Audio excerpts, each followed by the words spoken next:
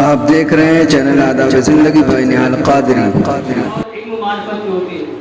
علم درایت حدیث اس علم کو کہتے ہیں جس کے ذریعہ روایت کی حقیقت اور سند کی گہرائی و تعمق اور اس کے راویوں کے احوال و مرویات کے بارے میں حق الموضوع پتہ لگایا جا سکے۔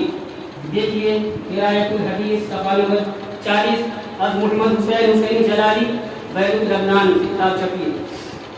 اب دیکھیے اصول درایت کے اعتبار سے پہلی نظر سوچنے کا عمل کا دیکھیے شرعی اور معاشرتی طریقے سے اصل قاعدہ و دستور یہ ہوتا ہے کہ نکاح زندگی بھر کے لیے کیا جاتا ہے، نہ کہ وقتی و عارضی طور پر۔ سنت نبوی علیہ الصلوۃ والسلام سے ہمیں یہی تعلیم بھی ملتی ہے۔ پروردہ آغوش رسالت سیدنا امام حسن مجتبی علیہ السلام علم و فقہ کے اعلیٰ مقام پر فائز ہوئے، تربیت نبوی سے مختص و ممتاز ہوئے۔ تو اب سوال یہ پیدا ہوا کہ کیا آپ یعنی امام حسن علیہ السلام نکاح کے اصول و قواعد کی خلاف ورزی کر سکتے ہیں؟ طلاق کو اب غسل المباحات جانتے ہوئے بھی سردار جنت ایک تو نہیں، جیسا کہ مجموعہ بلکہ مخترعہ روایتوں میں ہے کہ 100 200 300 عورتوں کو طلاق دے کر اللہ محفوظ ہو، ایسا قطعی نہیں ہو سکتا۔ حاشا وکلا، ایسا قطعی نہیں۔ ایک ناحیے سے میں نے غور کرایا، آگے میری فکر دیکھیے درایتاً دوسرے ناحیے سے بھی غور کیجیے۔ اسلام کے اندر طلاق جائز تو ہے مگر یہ آخری تدبیر ہے، یہ آخری تدبیر ہے، یعنی اگر زوجین کے مابین ازدواجی زندگی نبھنے کی صورت ختم نظر ہوتی آئے تو فوراً زوجین کے درمیان اصلاح عشیرت کی فکر کی جائے گی۔ تمام محنت و مساعی کے بعد اگر اصلاح یعنی بناؤ کی کوئی صورت نظر نہ آئے تو شوہر طلاق رجعی دے کر اپنے سے بیوی کو الگ کرے گا، نہ کہ ایک ساتھ 3 طلاق دے گا۔ اس قاعدہ نکاح اسلامی کی روشنی میں بھی امام حسن علیہ السلام پر لگایا جانے والا یہ الزام سراسر غلط ہے، سراسر غلط ہے، بے بنیاد ہے۔ جیسا کہ سیر و عالم النبلاء میں ہے، امام حسن علیہ السلام نے اپنی خصعمیہ بیوی کو انت طالق ثلاثہ کہہ کر طلاق دے دی، یعنی تجھے 3 طلاق ہے۔ یہ عامی انسان ایسا کرتا ہے، ایک ہی وقت میں 3 طلاق ڈال دیتا ہے۔ امام صاحب کی ذات سے یہ قطعی ممکن نہیں ہے۔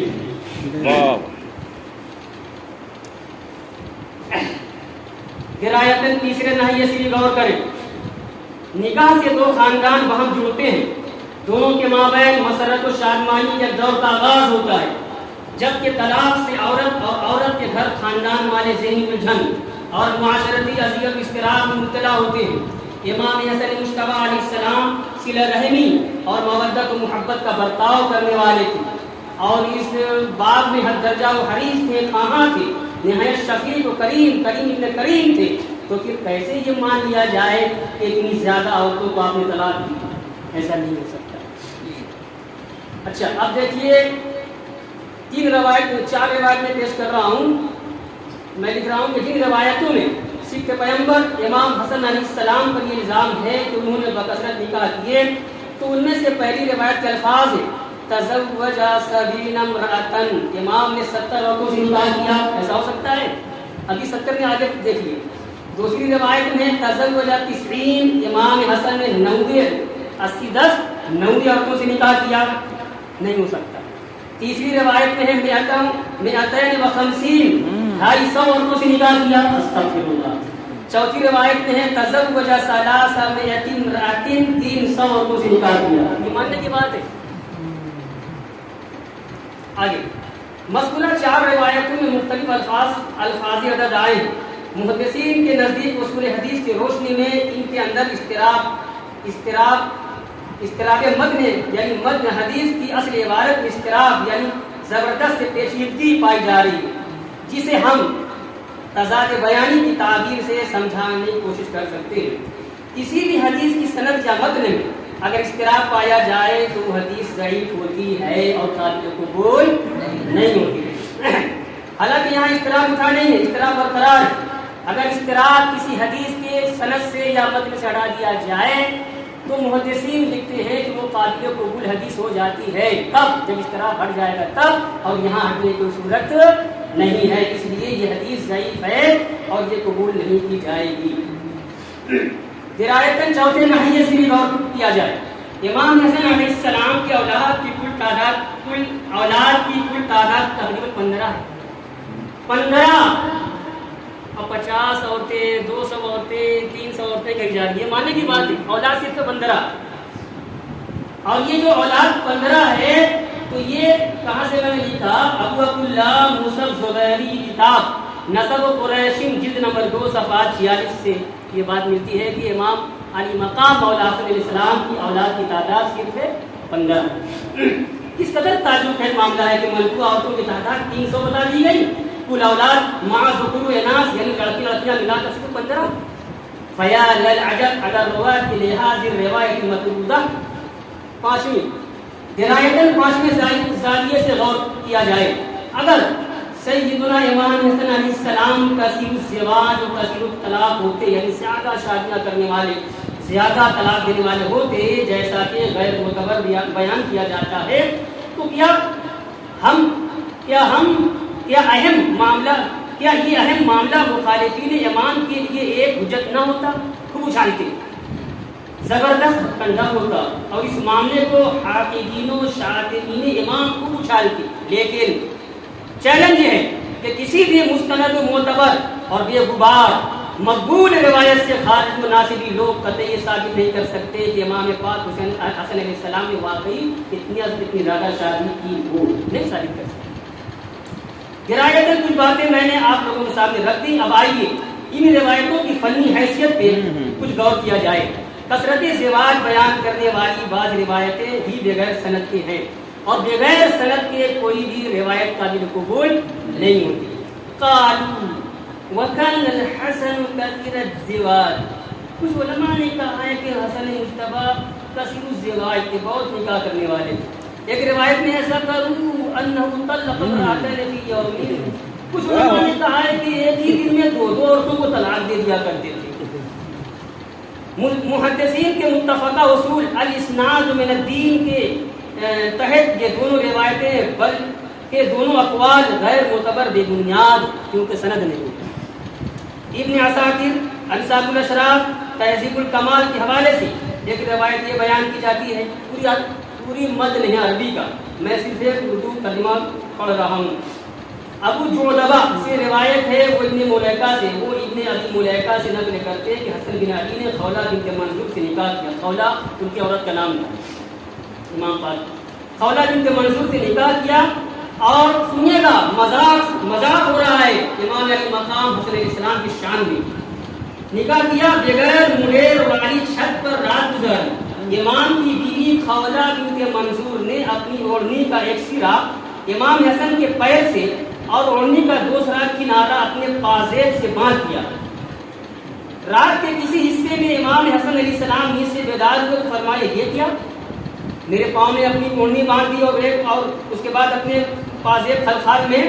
تو انہوں نے کہا، ان کی بیوی خولہ نے کہا، مجھے خوف لاحق ہوا کہ کہیں آپ نیند سے بیدار ہوں اور اونگ کی وجہ سے آپ گر پڑیں، اس طریقے سے مجھے عرب میں سب سے منحوس عورت مانا جائے۔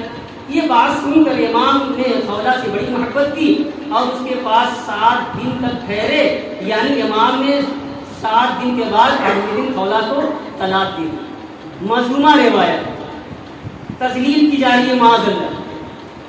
درایتاً اس روایت کا بطلان بھی ثابت ہے، درایتاً اس روایت کا بطلان بھی ثابت ہے۔ وہ کیسے سنیے؟ عام مسلمانوں کو سنیے، عام مسلمانوں کو بغیر مڈیر بغیر دیوار والی چھت پر سونے سے منع کیا گیا۔ اور روایت کون سی ہے جس میں منع کیا گیا ہے؟ مجموع الزوائد للحیثمی جلد نمبر 8 صفحہ 99، حدیث کے الفاظ ہیں، من بات فوق حجار او فوق بیت لیس حولہ شیء یرد رجلہ فقد بریت منہ الذمہ۔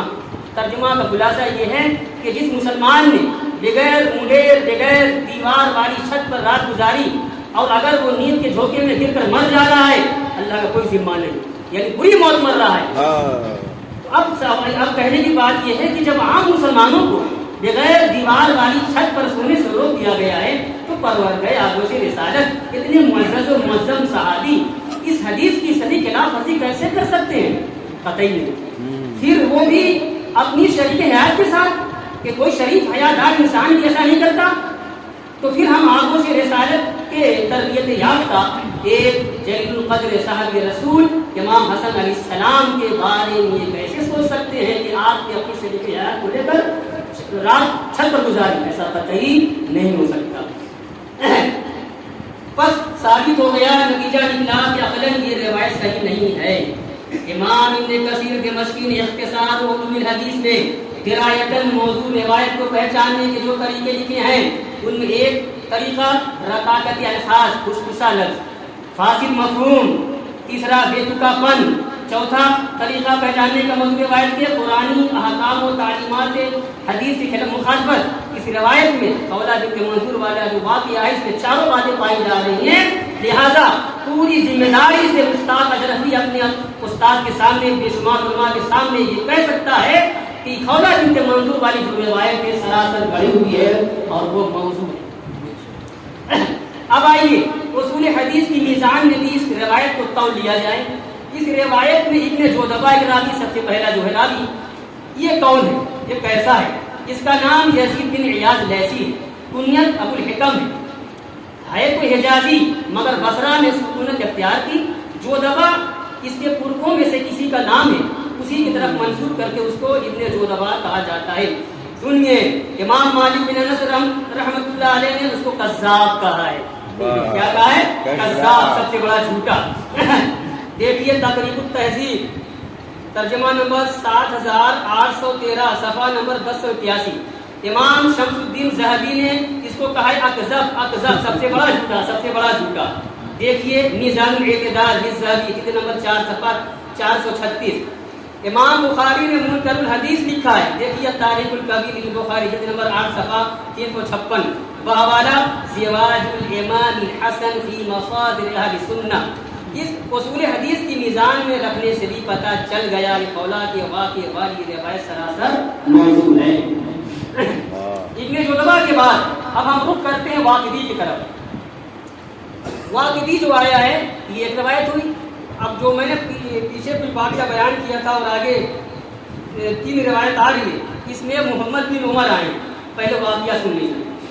ارے حدیث پڑھ دوں، ترجمہ تو نہیں ہے، میں ترجمہ کر رہا ہوں. محمد بن عمر سے مروی ہے، اس نے کہا کہ ہمیں خبر دی حاتم بن اسماعیل نے، اور حاتم بن اسماعیل روایت کرتے ہیں جعفر بن محمد سے، جعفر بن محمد اپنے والد محمد سے، اور محمد نے کہا قال علی، علی نے کہا یا اہل الکوفہ، اہل کوفہ، کوفہ والوں، لا تزوج الحسن بن علی، علی بن حسن بن علی کے ساتھ اپنی لڑکی مت بیاہنا، فإنہ رجل مطلق، کیونکہ یہ حسن میرا نا یہ کیا کرتا ہے؟ طلاق بہت دیتا ہے. وقال رجل من ہمدان، قبیلہ ہمدان کے ایک آدمی نے کہا اے مولا علی آپ منع کر رہے ہیں نا، منع کیجئے. واللہ اللہ کی قسم لنزوجنہ، ضرور آپ کے بیٹے حسن کے ساتھ ہم اپنی لڑکیوں کو بیاہیں گے.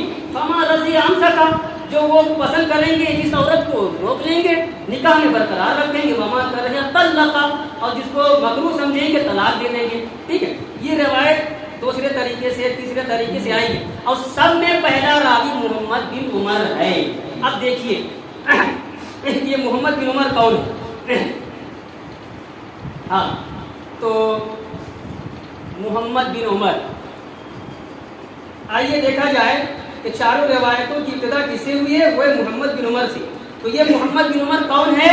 یہ محمد بن عمر واقدی ہے. آگے بڑھنے سے پہلے زبانی بتلا دوں، واقدی سیرت میں اور اخبار مکہ میں، اخبار عالم میں کہیے ہے نا، مغازی میں امام ہے، صحیح امام ہے، مگر فن حدیث میں آتے زیرو ہے. اب دیکھیے کہتے واقدی کا پورا نام محمد بن عمر بن واقد سہمی اسلمی، سن 130 ہجری مطابق 747 عیسوی میں ولادت ہوئی. 260 ہجری مطابق 823 عیسوی میں بمقام بغداد وفات ہوئی. اس طریقے سے مدت عمر 77 سال نکلا. قدیم مورخین اسلام میں سیرت و مغازی کے امام ہیں، تاریخ اسلامی کے ماہرین میں ہیں، مگر روایت حدیث میں ضعیف بلکہ کذاب اور وضاع یعنی جھوٹے اور حدیث گڑھنے والے کہا گیا ہے. یہ اپنی طرف سے میں نہیں کر رہا ہوں. امام بخاری واقعی کے بارے میں کہتے ہیں سکتو عنہ، محدثین نے اس سے سکوت کیا ہے یعنی ان کی روایت لی نہیں ہے. آگے کہتے ہیں امام بخاری کہتے ہیں تارکہ احمد وابن نمیر، امام احمد بن حنبل نے اور ابن نمیر نے ان کو متروک کہا، اس حدیث سے نہیں لی ہے. سیر اعلام النبلاء میں ہے محمد بن عمر بن واقد احد اوعیۃ العلم على ضعفه المتفق علیہ وخلط الغث بالسمین. محمد بن عمر بن واقد یعنی واقدی علم کی افزائی کے باوجود باتفاق محدثین ضعیف ہے، کھرے کھوٹے میں قطعی تمیز نہیں کرتے تھے. علامہ ذہبی اعلام النبلاء میں لکھتے ہیں وقد تقرر ان الواقدی ضعیف، یہ بات پائے ثبوت کو پہنچ چکی ہے کہ واقدی ضعیف ہے. دیکھیے مختصر و سیر اعلام النبلاء صفحہ نمبر 722 723 724. التاج المقلل دوسرا والا التاج المقلل صفحہ نمبر 112 ترجمہ نمبر 105 میں لیجئے جو آج اعتراض کرتے ہیں ان کا امام آ گیا نواب صدیق حسن خان بھوپالی، اہل حدیث کے بہت بڑے امام ہیں اہل حدیث کے. ان کی کتاب ہے تاج المقلل، اس میں لکھتے ہیں واقدی کے بارے میں وضعفوه فی الحدیث وتکلموا فیہ، واقدی کو فن حدیث میں محدثین نے ضعیف کہا ہے اور ان پر تنقید کی ہے، انہیں جھوٹا کہا ہے. وقد نقل ابن الجوزی اقوال من ضعفوه واتهموه بالوزن، علامہ ابن الجوزی نے واقدی کے ضعیف بلکہ وضاع ہونے کی بات نقل کی کہ واقدی وضاع کا حدیث گڑھتا تھا، اس لیے جس سند میں واقدی آئے گا وہ حدیث نہیں لی جائے گی، موضوع سمجھی جائے گی. امام احمد بن حنبل نے کہا وہ قذاب، واقدی حدیث گڑھتا ہے، جھوٹا ہے. امام راضی امام نسائی نے کہا انہ کان یذب الحدیث، واقدی من گڑھ حدیثیں بیان کرتا ہے. امام ابن علی نے کہا احادیث غیر محفوظہ، واقدی کی بیان کی حدیث صحیح نہیں ہوتی ہے. امام نووی نے شرح المہذب میں کہا الواقدی ضعیف باتفاقہم، علماء حدیث کا فیصلہ ہے کہ واقدی ضعیف ہے. امام شافعی فرماتے ہیں کان سنی سب لوگ کان بالمدینۃ سبت رجال یدعون الاسانید احدهم الواقدی. کیا ترجمہ ہوگا؟ مدینہ منورہ میں 7 لوگ ایسے تھے، امام شافعی کہتے ہیں مدینہ منورہ کی بات ہے، مدینہ منورہ میں 7 لوگ ایسے تھے جو حدیثیں گڑھتے تھے، ان میں ایک واقدی بھی تھا، اس لیے واقدی کی روایت نہیں لی جائے. امام بخاری کے شیخ علی المدینی کہتے ہیں الواقدی متروک الحدیث، واقدی سے حدیث نہیں لی جائے گی. آگے لکھتے ہیں امام بخاری کے شیخ علی المدینی لکھتے ہیں یضع الحدیث، واقدی حدیث بناتا ہے گڑھتا ہے.